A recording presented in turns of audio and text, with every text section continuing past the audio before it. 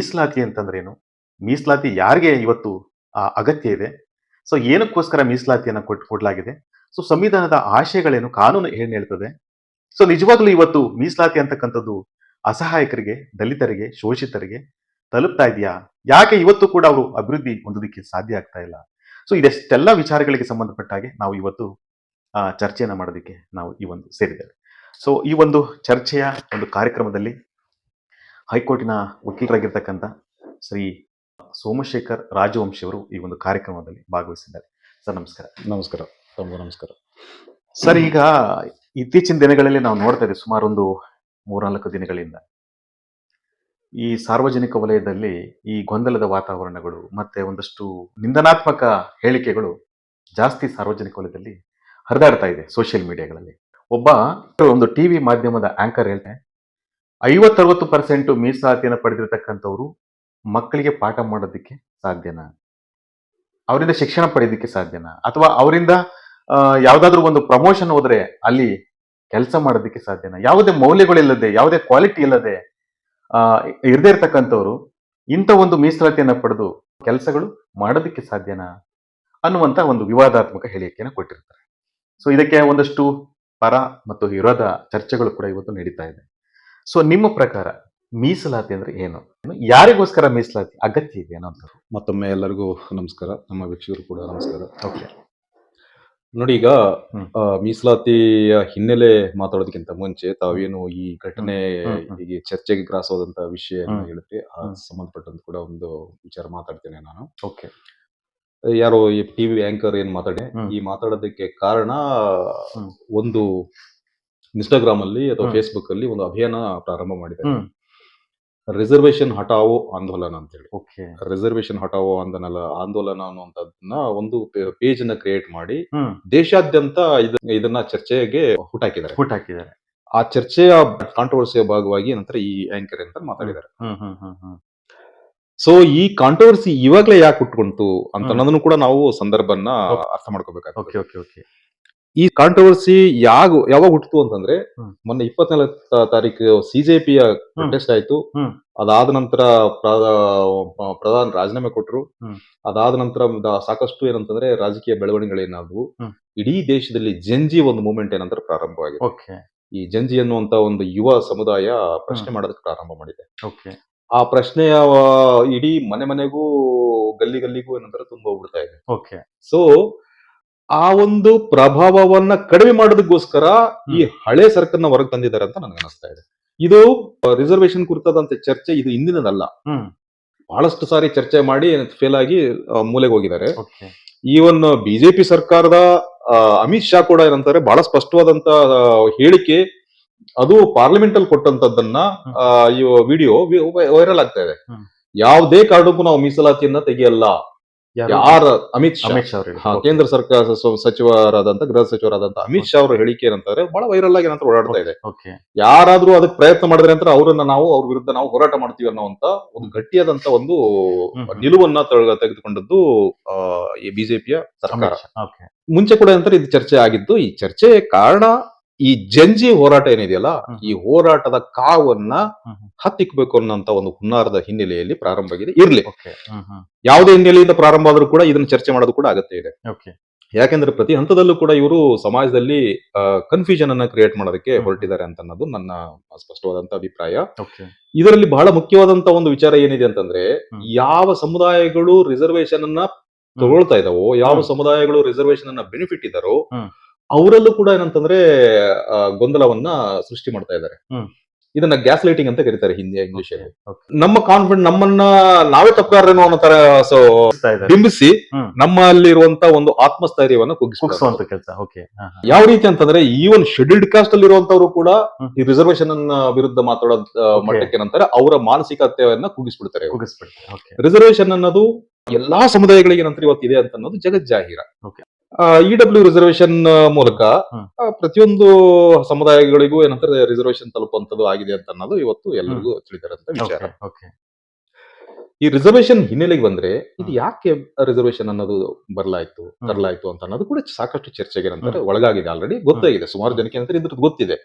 ಯಾವ ಸಮುದಾಯಗಳು ತುಳಿತಕ್ಕೊಳಗಾಗಿದ್ವು ಆ ಸಮುದಾಯಗಳನ್ನ ಮೇಲೆತ್ತದಕ್ಕೋಸ್ಕರ ಶತಮಾನಗಳಿಂದ ಯಾವ ಏನು ಸಮುದಾಯಗಳು ತುಳಿತಕ್ಕೊಳಗಾಗಿದ್ವು ಆ ಸಮುದಾಯಗಳನ್ನ ಮೇಲೆತ್ತುವ ಕಾರಣಕ್ಕ ಒಂದು ಪ್ರಕ್ರಿಯೆಯ ಭಾಗವಾಗಿ ಈ ರಿಸರ್ವೇಶನ್ ಮೀಸಲಾತಿಯನ್ನ ನಿಮ್ಮ ಪ್ರಕಾರ ಈ ತಳದ ಸಮುದಾಯಗಳು ಅಭಿವೃದ್ಧಿ ಹೊಂದಬೇಕು ಅಂತಂದ್ರೆ ಯಾವ ಕ್ಷೇತ್ರಗಳಲ್ಲಿ ಅಭಿವೃದ್ಧಿ ಹೊಂದಬೇಕು ಅಂತ? ನೋಡಿ, ರಿಸರ್ವೇಶನ್ ಬಹಳ ಮುಖ್ಯವಾದಂತ ಉದ್ದೇಶ ಸಾಮಾಜಿಕ ಸಮಾನತೆಯನ್ನು ತರುವಂತದ್ದು. ಈಗ ಪ್ರಥಮವಾಗಿ ಸಮಾಜದಲ್ಲಿ ಈ ಮೇಲು ಕೀಳು ಭಾವನೆ ಏನಿದೆಯಲ್ಲ, ಈ ಮೇಲು ಕೀಳು ಭಾವನೆಯನ್ನ ತೊಡೆದಾಕೋದಕ್ಕೆ ತಂದಂತ ಏನಂತಾರೆ ಸ್ಕೀಮ್ ಸಂವಿಧಾನದಲ್ಲಿ ಇರುವಂತ ಒಂದು ಆಶಯ. ಸೊ ಈ ಒಂದು ಮೀಸಲಾತಿ ಮೂಲಕ ಆರ್ಥಿಕ ಅಭಿವೃದ್ಧಿ ಕಡೆಗೆ ತಗೊಂಡೋಗೋದು ಕೂಡ ಅಂತಾರೆ ಇದ್ರ ಸಣ್ಣ ಭಾಗ ಆಗಿರ್ಬೋದು, ಅದ್ರ ಮುಖ್ಯ ಭಾಗವಾಗಿಲ್ಲ. ಹಾಗಾಗಿ ಸಂವಿಧಾನದಲ್ಲಿ ಇರುವಂತದ್ದು ಏನಿದೆ ಅಂತಂದ್ರೆ ಸಾಮಾಜಿಕವಾಗಿ ಮತ್ತು ಶೈಕ್ಷಣಿಕವಾಗಿ ಹಿಂದುಳಿದಂತ ವರ್ಗಗಳಿಗೆ ಮೀಸಲಾತಿ ಅನ್ನುವಂತ ಪದಗಳು ಇದೆ ಹೊರತು ಆರ್ಥಿಕವಾಗಿ ಹಿಂದುಳಿದವರಿಗೆ ಮೀಸಲಾತಿ ಅನ್ನೋದು ಇಲ್ಲ. ಬಹಳ ಸ್ಪಷ್ಟವಾಗಿ ಏನಂತಾರೆ ಇರುವಂತದ್ದು ಆರ್ಥಿಕವಾಗಿ ಹಿಂದುಳಿದತಕ್ಕಂಥವ್ರಿಗೆ ಇಲ್ಲವೇ ಇಲ್ಲ ಮೀಸಲಾತಿ ಅಂತಕ್ಕಂಥದ್ದು ಇಲ್ಲ. ಆರ್ಥಿಕ ಆಧಾರದ ಹಿನ್ನೆಲೆಯಲ್ಲಿ ಮೀಸಲಾತಿ ಅನ್ನುವಂತ ಕಾನ್ಸೆಪ್ಟ್ ಸಂವಿಧಾನದಲ್ಲಿ ಇಲ್ಲ. ದುರಂತ ಅಂತಂದ್ರೆ ಇತ್ತೀಚೆಗೆ ಅದನ್ನ ಇಂಟ್ರೊಡ್ಯೂಸ್ ಮಾಡಿದ್ರು EWS ರಿಸರ್ವೇಶನ್ ಮೂಲಕ. ನೋಡಿ, ನಿಮ್ಗೆ ಹೇಳ್ತೀನಿ ನಾನು, ಆರ್ಥಿಕ ಹಿಂದುಳಿಯುವಿಕೆಗೆ ಅನೇಕ ಕಾರಣಗಳಿರಬಹುದು. ಸಾಮಾಜಿಕ ಹಿಂದುಳಿಕೆಗೆ ಕಾರಣ ಕೇವಲ ನಿಮ್ಮ ಬರ್ತ್. ಸಾಮಾಜಿಕ ಹಿಂದುಳಿಕೆಗೆ ಕಾರಣ ಅಥವಾ ಸಾಮಾಜಿಕವಾಗಿ ಮುಂದುವರೆದದ್ದಕ್ಕೆ ಕಾರಣ ಇರೋದು ಅಂತ ಕೇವಲ ಬರ್ತ್ ಮಾತ್ರ. ನೋಡಿ, ಒಬ್ಬ ಬ್ರಾಹ್ಮಣನ ಹೊಟ್ಟೆಲಿ ಹುಟ್ಟಿದ್ನು ಅಂತಂದ್ರೆ ಅವನು ಹುಟ್ಟತಾನೆ ಬ್ರಾಹ್ಮಣ ಆಗ್ಬಿಡ್ತಾನೆ. ಈ ಸಮಾಜದಲ್ಲಿ ಅವನು ಮೇಲ್ಜಾತಿ, ಸಾಮಾಜಿಕವಾಗಿ ಮೇಲ್ಜಾತಿ. ಎಲ್ಲಾ ಕ್ಷೇತ್ರಗಳಲ್ಲಿ ಅವನಿಗೆ ಅವಕಾಶಗಳು, ಸಾಮಾಜಿಕವಾಗಿ ಕ್ಷೇತ್ರಗಳು ಬೇರೆ ವಿಚಾರ, ಕೇಳದೇನೆ ಕೂಡ ಸಿಕ್ಬಿಡುತ್ತೆ. ನೋಡಿ, ಹಾಗಾಗಿನೇ ಇಲ್ಲಿ ನಾವು ಕನ್ಫ್ಯೂಷನ್ ಮಾಡ್ಕೋಬಾರ್ದು. ನಾವು ಸಾಮಾಜಿಕ ಸಮಸ್ಯೆ ಇದು ಮಾನಸಿಕತೆಗೆ, ವ್ಯಕ್ತಿತ್ವಕ್ಕೆ, ನಮ್ಮ ಘನತೆಗೆ, ಗೌರವಕ್ಕೆ ಸಂಬಂಧಪಟ್ಟದ್ದು. ಗೌರವ ಘನತೆ ಎಲ್ಲರಿಗೂ ಬೇಕು, ಬಡವನಿಗೂ ಬೇಕು, ಶ್ರೀಮಂತನಿಗೂ ಬೇಕು. ಇವತ್ತು ಶೆಡ್ಯೂಲ್ಡ್ ಕಾಸ್ಟ್ ಮತ್ತು ಶೆಡ್ಯೂಲ್ಡ್ ಟ್ರೈಬಲ್ ಇರುವಂತ ಶ್ರೀಮಂತರಿಗೂ ಕೂಡ ಅಂತಾರೆ ಜಾತಿಯ ಕಾರಣಕ್ಕಾಗಿ ಅಪಮಾನಗಳಾಗ್ತವೆ. ಆರ್ಥಿಕ ಕಾರಣಕ್ಕಾಗಿ ಒಬ್ಬ ಮೇಲ್ಜಾತಿಯವನು ಬಡವ ಇದ್ರೂ ಕೂಡ ಏನಂದ್ರೆ ಅವನಿಗೆ ಗೌರವ ಸಿಗುತ್ತೆ. ಬಡವ ಆದಂತ ಒಬ್ಬ ಪೂಜಾರಿಗೆ ಹೋಗಿ ಕಾಲು ಬಿದ್ದು ನಮಸ್ಕಾರ ಮಾಡ್ತಾರೆ ಜನ, ಗೌರವ ಕೊಡ್ತಾರೆ. ಅದೇ ಶ್ರೀಮಂತವಾದಂತ ದಲಿತ ವ್ಯಕ್ತಿಗೆ ನಂತರ ಕಾಲಿ ಬಿದ್ದು ನಮಸ್ಕಾರ ಮಾಡ್ತಾರ. ಇದು ಮಾನಸಿಕತೆ ಏನಿದೆ ಈ ಸಮಾಜದಲ್ಲಿ, ಮನುಷ್ಯನನ್ನ ಮೇಲಾಗಿ ಕೇಳೋ ಕಾಣುವಂಥದ್ದು. ಈ ಮೀನು ಕೇಳು ಕಾಣೋದಕ್ಕೂ ಆರ್ಥಿಕ ಸಂಬಂಧ ಇಲ್ಲ. ಹಾಗಾಗಿನೇ ಅದನ್ನ ಏನಂತಾರೆ ಸಂವಿಧಾನದಲ್ಲಿ ಅಳವಡಿಸಿಲ್ಲ. ಈ ಒಂದು ವಿಚಾರಕ್ಕೆ ಸಂಬಂಧಪಟ್ಟ ಮೊನ್ನೆ ಒಬ್ರು ಚಿತ್ರದುರ್ಗ ಜಿಲ್ಲೆಯಲ್ಲಿ ಒಬ್ಬ ಎಂಪಿಗೂ ಕೂಡ ಬಿಟ್ಟಿಲ್ಲ. ಅಂದ್ರೆ ನೋಡಿ, ಎಂಪಿಗೂ ಕೂಡ ಬಿಟ್ಟಿಲ್ಲ, ಮುಖ್ಯಮಂತ್ರಿಗಳಿಗೂ ಬಿಡ್ತಾ ಇಲ್ಲ. ಇದು ಮಾನಸಿಕತೆ. ಈ ಮಾನಸಿಕತೆಯ ವಿರುದ್ಧವಾಗಿ ಏನಂತಾರೆ ಇರುವಂತ ಒಂದು ಪ್ರಾವಿಷನ್ ಈ ರಿಸರ್ವೇಶನ್ ಅನ್ನು. ಬಡತನ ನಿರ್ಮೂಲನಾ ಕಾರ್ಯಕ್ರಮ ಅಲ್ವೇ ಅಲ್ಲ ಇದು ರಿಸರ್ವೇಶನ್. ಸರಿ, ಆಯ್ತು. ಈಗ ಮೀಸಲಾತಿ ಅಂತಕ್ಕಂಥದ್ದು ಈಗ ಒಂದು ಉತ್ತಮವಾಗಿರ್ತಕ್ಕಂಥ ಅವ್ರಿಗೆ ಹುದ್ದೆ, ಎಲ್ಲಾ ಕ್ಷೇತ್ರಗಳಲ್ಲೂ ಹುದ್ದೆಗಳು ಸಿಗ್ಲಿ, ಎಲ್ಲಾ ಕ್ಷೇತ್ರದಲ್ಲೂ ಅವ್ರಿಗೆ ಅವಕಾಶ ಸಿಗ್ಲಿ ಅಂತ ಮಾಡಿರುವಂತದ್ದು. ಆಗ ಆ ಒಂದು ಕ್ಷೇತ್ರಗಳು ಅವ್ರ ಮೇಲ್ ಬರ್ಲಿ ಅಂತ. ಹಾಗಾದ್ರೆ ಇಷ್ಟು ವರ್ಷ ಮತ್ತೆ ನಾವು ತಪ್ಪು ವಿಚಾರಕ್ಕೆ ಹೋಗ್ತಾ ಇದೀವಿ. ಮೇಲ್ ಬರ್ಲಿ ಅಂತ ಅನ್ನೋದು ವ್ಯಕ್ತಿಯ ಅವನು ಮೇಲ್ ಬರ್ಲಿ ಅನ್ನೋ ಕಾರಣಕ್ಕಾಗಿ ಇರುವಂತದಲ್ಲ. ಇದು ರೆಪ್ರೆಸೆಂಟೇಷನ್ ಅಂತ ಕರೆಯುವಂಥದ್ದು. ಆಯಾ ಕ್ಷೇತ್ರಗಳಲ್ಲಿ ಆಯಾ ಸಮುದಾಯದಿಂದ ಬಂದಂತವರು ಆ ರೆಪ್ರೆಸೆಂಟೇಟಿವ್ಸ್ ಗಳಾಗಿ ಕೆಲಸ ಮಾಡ್ಲಿ ಅಂತ ಅನ್ನೋ ಕಾರಣಕ್ಕಾಗಿ. ಸಪೋಸ್ ಏನಂತಾರೆ, ನಿಮ್ಗೆ ಒಂದು ಎಕ್ಸಾಂಪಲ್ ಕೊಡೋದಾದ್ರೆ, ಒಂದು ಸಣ್ಣ ಎಕ್ಸಾಂಪಲ್ ಕೊಡೋದಾದ್ರೆ, ಈ ಪೊಲೀಸ್ ಇಲಾಖೆಯಲ್ಲಿ ಏನಂತಂದ್ರೆ ಒಂದೇ ಜಾತಿಯವ್ರನ್ನ ಇಟ್ಬಿಡಿ, ನೀವು ಸಾಮಾಜಿಕ ನ್ಯಾಯ ಸಿಗಕ್ ಸಾಧ್ಯ ಇಲ್ಲ. ಅದೇನಂತಾರೆ, ನೀವು ಎಲ್ಲಾ ಜಾತಿಯವರು ಇದ್ದಾಗ ಸಮಾನತೆ, ಅಲ್ಲಿ ಯಾವುದೇ ಒಂದು ಜಾತಿಗೆ ಏನಂತಾರೆ ಅಪಮಾನ ಮಾಡೋದಾಗ್ಲಿ, ಅನ್ಯಾಯ ಮಾಡೋದಾಗ್ಲಿ ಸಾಧ್ಯತೆಗಳು ಕಡಿಮೆ ಆಗ್ತವೆ. ಹಾಗಾಗಿ ಆ ಕ್ಷೇತ್ರದ ಎಲ್ಲರೂ ಇರಬೇಕು ಅಂತ ಅನ್ನೋದು. ಈ ಜಡ್ಜ್ಗಳನ್ನ ನೀವು ಹೈಕೋರ್ಟ್ ಜಡ್ಜ್ ಇರ್ಬೋದು ಅಥವಾ ಬೇರೆ ಬೇರೆ ಕೋರ್ಟ್ಗಳ ಜಡ್ಜ್ ಇರ್ಬೋದು, ಒಂದೇ ಜಾತಿಯವ್ರನ್ನ ಮಾಡ್ಬಿಟ್ರೆ ಏನಾಗುತ್ತೆ ಪರಿಸ್ಥಿತಿ? ಯಾಕೆಂತಂದ್ರೆ ಅವರ ಸಾಮಾಜಿಕ ಮನಸ್ಥಿತಿ ಏನಿರುತ್ತಲ್ಲ, ಆ ಸಾಮಾಜಿಕ ಮನಸ್ಥಿತಿ ಕೂಡ ಸಮಾಜದಿಂದ ಅವ್ರಿಗೆ ಬಂದಿರುತ್ತೆ. ಹಾಗಾಗಿ ಅವರು ಬಯಾಸ್ಡ್ ಆಗೋ ಸಾಧ್ಯತೆಗಳಿರ್ತವೆ. ಈಗ ನಾವು ಮಹಿಳಾ ರಿಸರ್ವೇಶನ್ ಕೇಳ್ತೀವಿ. ನಾವು ಯಾಕೆ ಮಹಿಳಾ ರಿಸರ್ವೇಶನ್ ಕೇಳ್ತೀವಿ? ಪುರುಷರು ಮಾತ್ರ ನೀವು ಕುತ್ಕೊಂಡು ನಮ್ಮ ಸಮಸ್ಯೆ ನೀವ್ಯಾರು ಡಿಸೈಡ್ ಮಾಡಕ್ಕಂತ ಮಹಿಳೆಯರು ಕೇಳಲ್ವಾ? ಪುರುಷರಾದವರು ಇವು ಕೇವಲ ಪುರುಷರನ್ನ ಮಾತ್ರ ಇದ್ರೆ ಅಂತಾರೆ. ಸೊ ನಮ್ಮ ಮಹಿಳೆಯರಿಗೆ ನಮಗೆ ಸಿಗುತ್ತಾ ನ್ಯಾಯ ಅಂತ ಅನ್ನೋದು ಯಾಕೆ ಮಹಿಳೆಯರಲ್ಲಿ ಡೌಟ್ ಬರುತ್ತೆ? ಯಾಕೆಂತಂದ್ರೆ ನಮ್ಮ ಸಮಸ್ಯೆ ನಮಗೆ ಗೊತ್ತಿರುತ್ತೆ. ನಮಗ್ ಅನ್ಯಾಯ ಆದಾಗ ಏನಂತಾರೆ, ನಾವು ನಮ್ಮ ಪರವಾಗಿ ಮಾತಾಡೋಕೆ ನಾವು ಅಲ್ಲಿ ಇರಬೇಕು ಅನ್ನೋದು ಕಾರಣಕ್ಕಾಗಿ ಇರುವಂತದ್ದು ರಿಸರ್ವೇಶನ್. ಈ ರಿಸರ್ವೇಶನ್ ಅಂತ ಅನ್ನೋದು ಕೇವಲ ಪಾಲಿಟಿಕಲ್ ಪಾರ್ಟಿಗಳಲ್ಲಿ ಅಥವಾ ಏನಂತಾರೆ ಅಸೆಂಬ್ಲಿನಲ್ಲಿ, ಪಾರ್ಲಿಮೆಂಟ್ ಅಲ್ಲಿ ಮಾತ್ರ ಇರುವಂತದ್ದಲ್ಲ, ಎಲ್ಲಾ ಕ್ಷೇತ್ರಗಳಲ್ಲೂ ರೆಪ್ರೆಸೆಂಟೇಷನ್ ಇರಬೇಕು ಅಂತ ಅನ್ನೋ ಕಾರಣಕ್ಕಾಗಿ. ಒಂದು ಸರ್ಕಾರಿ ಸ್ವಾಮ್ಯದಲ್ಲಿ ಸ್ವಾಮ್ಯದಲ್ಲಿರುವಂತ ಒಂದು ಯಾವ್ದೋ ಡಿಪಾರ್ಟ್ಮೆಂಟ್ ಅಲ್ಲಿ ಯಾವ ಸೋಷಿಯಲ್ ವೆಲ್ಫೇರ್ ಡಿಪಾರ್ಟ್ಮೆಂಟ್ ಅಂತ ತಗೊಳ್ಳೋಣ. ಒಂದೇ ಜಾತಿಯವರಿದ್ರೆ ಆಗುತ್ತಾ? ಬೇರೆ ಎಲ್ಲಾ ಜಾತಿಗಳಿಗೂ ನ್ಯಾಯ ಸಿಗುತ್ತಾ? ಸಿಗಲ್ಲ. ಹಾಗಾಗಿ ಏನಂತಂದ್ರೆ ಎಲ್ಲ ದುರುಪಯೋಗ ಆಗುತ್ತೆ ಅಂತ ಆ ಕಾರಣಕ್ಕಾಗಿ ರಿಸರ್ವೇಶನ್ ತಂದಿರುವಂತದ್ದು. ರಿಸರ್ವೇಶನ್ ಅಲ್ಲಿ ನೋಡಿ ಮೆರಿಟ್ ನ ಅಡ್ಡ ತರ್ತಾರೆ ಅವರು. ರಿಸರ್ವೇಶನ್ ಇದೆಲ್ಲವೂ ಕೂಡ ಏನಂತಂದ್ರೆ ಬಾಬಾ ಸಾಹೇಬ್ ಅಂಬೇಡ್ಕರ್ ಅವರು ಯೋಚನೆ ಮಾಡಿ ಇದನ್ನ ಬಹಳ ವೈಜ್ಞಾನಿಕವಾಗಿ ಅಳವಡಿಸಿರುವಂತದ್ದು ಇದೆ. ಮೊದಲು ಇದ್ದದ್ದು ಇವಾಗ ಏನು ಇಡಬ್ಲ್ಯೂ ರಿಸರ್ವೇಶನ್ ಬಂತು 10%, ಅದಕ್ಕಿಂತ ಮುಂಚೆ ಇದ್ದದ್ದು 50% ಮಾತ್ರ. 50% ರಿಸರ್ವ್ಡ್, 50% ಅನ್ರಿಸರ್ವ್ಡ್. ಅನ್ರಿಸರ್ವ್ಡ್ ಅಂತಂದ್ರೆ ಜನರಲ್ ಅಂತ ಅಲ್ಲ, ಅದು ಲೆಕ್ಕ. ಹೌದು, ಈಗ ಮೀಸಲಾತಿ ಇಷ್ಟು ವರ್ಷಗಳಿಂದ ಕೊಟ್ಟಿದ್ದಾರಲ್ಲ, ಸೊ ಅಭಿವೃದ್ಧಿ ಹೊಂದಿದಾರ? ಖಂಡಿತ ಹೊಂದಿದ್ದಾರೆ. ಮೀಸಲಾತಿ ಇಷ್ಟು ವರ್ಷ ಕೊಟ್ಟಿದ್ದಾರೆ, ಅವರಿಗೆ ಎಲ್ಲಾ ಕ್ಷೇತ್ರಗಳಲ್ಲೂ ಅಭಿವೃದ್ಧಿ ಹೊಂದಿದಾರ ಅಂತ? ಎಲ್ಲಾ ಕ್ಷೇತ್ರಗಳಲ್ಲೂ ಅಭಿವೃದ್ಧಿ ಹೊಂದಿದ್ದೇ ಸಮಸ್ಯೆ ಆಗ್ತಾ ಇರೋದು ಇವತ್ತು. ಯಾರ್ಯಾರು ಅಭಿವೃದ್ಧಿ ಹೊಂದಿ ಮೇಲೆ ಬರ್ತಾ ಇದಾರಲ್ಲ ಅವ್ರು ಇವ್ರಿಗೆ ಕಣ್ ಹೋಗ್ತಾ ಇದೆ. ಈಗ ಏನಾಗ್ತಾ ಇದೆ ನಿಮಗೆ, 1957ರಲ್ಲಿ 1947ರ ನಂತರ ಏನು ನಮ್ಮ ಸ್ವಾತಂತ್ರ್ಯ ಸಿಕ್ತು, 1957ರಲ್ಲಿ ಸಂವಿಧಾನನ ಸಮರ್ಪಣೆ ಮಾಡ್ಕೊಂಡಿವಿ. ಅದಾದ ನಂತರ ಅನೇಕ ಕಾನೂನುಗಳು ಬರೋದಕ್ಕೆ ಶುರುವಾಯ್ತು. ಆ ಸಂದರ್ಭದಲ್ಲಿ ಅದಕ್ಕಿಂತ ಮುಂಚೆ ಉನ್ನತ ಹುದ್ದೆಗಳಲ್ಲಿ ಎಲ್ಲ ಇದ್ದವ್ರು ಯಾರು? ಎಲ್ಲ ಮೇಲ್ವರ್ಗದವರು ಇದ್ರು. ಸಂವಿಧಾನದಲ್ಲಿ ಬಾಬಾ ಸಾಹೇಬ್ ಅಂಬೇಡ್ಕರ್ ಅವರು ಇದನ್ನ ಅಳವಡಿಸಿದ್ರು. 100ಕ್ಕೆ 100 ಮೀಸಲಾತಿ ಮಾಡಬಹುದಾಗಿತ್ತು. ನೋಡಿ, 100 ಈ ಎಲ್ಲಾ ಸಮುದಾಯಗಳಿಗೆ ಅವರವರ ಪರ್ಸೆಂಟೇಜ್ ಏನಿದೆ, ಏನು ಪಾಪ್ಯುಲೇಷನ್ ಇದೆ, ಆ ಪ್ರಕಾರ ರಿಸರ್ವೇಶನ್ ಕೊಡಿ ಅಂತ ಮಾಡಬಹುದಾಗಿತ್ತು. 100% ಹಂಚಿಕೆ ಮಾಡ್ಬಿಡಬಹುದಾಗಿತ್ತು. 15%, 20% ಎಸ್ಸಿಗಳಿದಾರ, 20% ಕೊಟ್ಬಿಡಿ ಅವರಿಗೆ. 10% ಎಸ್ಟಿಗಳಿದಾರ, 10% ಅವ್ರಿಗೆ ಕೊಟ್ಬಿಡಿ. ಮಾತ್ರ ಹೇಳ್ತಾ ಇದ್ದೀನಿ ನಿಮ್ಗೆ. 30% ಆಯ್ತು. ಇನ್ನ 50% ಓಬಿಸಿಗಳಿದಾರ, 50% ಕೊಟ್ಬಿಡಿ ಅವರಿಗೆ.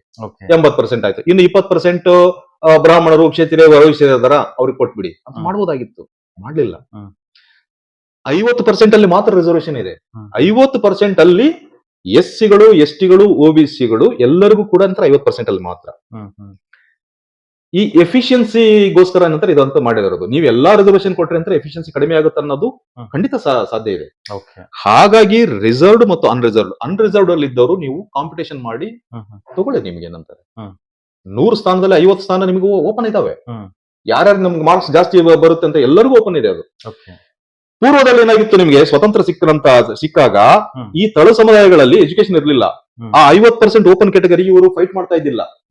ಇವರಿಗೆ 10%, 15%, 27%, 1990 ಇಂದ ಓಬಿಸಿಗಳಿಗೆ ಬಂತು. ಅಲ್ಲಿವರೆಗೆ ಓಬಿಸಿಗಳಿಗೆ ರಿಸರ್ವೇಶನ್ ಇರಲಿಲ್ಲ.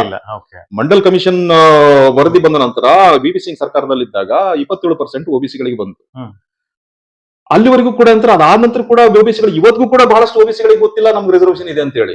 ನಾವು ಜನರಲ್ ಕ್ಯಾಟಗರಿ ಅಂತ ಹೇಳಿ ಅದು ಇರುವಂತ ಅಜ್ಞಾನ. ಇವಾಗ ಸೋಷಿಯಲ್ ಮೀಡಿಯಾ ಇರೋದಕ್ಕೋಸ್ಕರ ಅಟ್ಲೀಸ್ಟ್ ಅಂತ ಒಂದ್ ಸ್ವಲ್ಪ ಸ್ಪ್ರೆಡ್ ಆಗಿ ಅದು ಅರ್ಥ ಆಗ್ತಾ ಇದೆ ಬಹಳಷ್ಟು ಜನಕ್ಕೆ. ಸೊ 50% ಓಪನ್ ಕ್ಯಾಟಗರಿ ಇತ್ತಲ್ಲ, ಆ 50% ಓಪನ್ ಕ್ಯಾಟಗರಿಯಲ್ಲೂ ಕೂಡ ಈ ಕೆಳ ಸಮುದಾಯಗಳು ಕಾಂಪೀಟ್ ಮಾಡಕ್ ಶುರು ಮಾಡಿದ್ರು. ಪೂರ್ತಿ 50% ಯಾರು ತಗೊಳ್ತಾ ಇದ್ರು ರಿಸರ್ವೇಶನ್ ಮುಂಚೆ, ಇವಾಗ ಟಾಪ್ ಒಂದಿಂತವ್ರನ್ನ ಅತಿ ಹೆಚ್ಚು ಮಾರ್ಕ್ಸ್ ತಗೊಂಡಂತ ಶೆಡ್ಯೂಲ್ ಕ್ಯಾಸ್ಟ್, ಶೆಡ್ಯೂಲ್ ಟ್ರೈಬ್ಸ್, ಓಬಿಸಿಗಳನ್ನ ಮೊದಲು ಜನರಲ್ ಕ್ಯಾಟಗರಿಯಲ್ಲಿ ತಗೊಳ್ತಾರೆ, ಓಪನ್ ಕ್ಯಾಟಗರಿ. ಮಿಕ್ಕಿಂದ ಇಲ್ಲೂ ಕೊಡ್ತಾರೆ, ಅಲ್ಲಿ ಕೊಡ್ತಾರೆ. ಯಾವಾಗ ಇಲ್ಲಿ 50% ಅಲ್ಲಿ ಅವ್ರದ್ದು ಕುಗ್ಗಕ್ ಶುರು ಆಯ್ತು, ಇವ್ರು ಅಲ್ಲಿ ಕಾಂಪೀಟ್ ಮಾಡಕ್ ಶುರು ಆಯ್ತು, ಅವಾಗ ಇದು ರಿಸರ್ವೇಶನ್ ಬೇಡ ಅಂತ ಕೂಗನ್ನೇ ಅಂತ ಹೇಳ್ಸಿ. ಇವಾಗ ನೀವು ಇವತ್ತು ಕೂಡ ಇದೆಯಲ್ಲ 40% ಪೂರ್ತಿ ನೀವೇ ಮಾಡ್ಕೊಳ್ರಿ, ಮಾರ್ಕ್ಸ್ ಜಾಸ್ತಿ ತಗೊಂಡು. SC/ST ಗಳಿಗಂತೂ ಜಾಸ್ತಿ ತಗೊಂಡು ನೀವು ಪೂರ್ತಿ ತಗೊಳ್ರಿ ನೀವೇ. ಯಾಕಾಗಲ್ಲ ನಿಮ್ ಕೈಲಿ? ಯಾಕೆಂತಂದ್ರೆ ಇವ್ರು ಫೈಟ್ ಮಾಡ್ತಾ ಇದಾರಲ್ಲ. ಸೊ ಇದೆಲ್ಲ ಕಾರಣಕ್ಕಾಗಿ ಏನಂತಾರೆ, ಇದು ಹುನ್ನಾರ ಅಂತ ನೀವು ಹೇಳ್ತಾರೆ. 100ಕ್ಕೆ 100 ಹುನ್ನಾರ.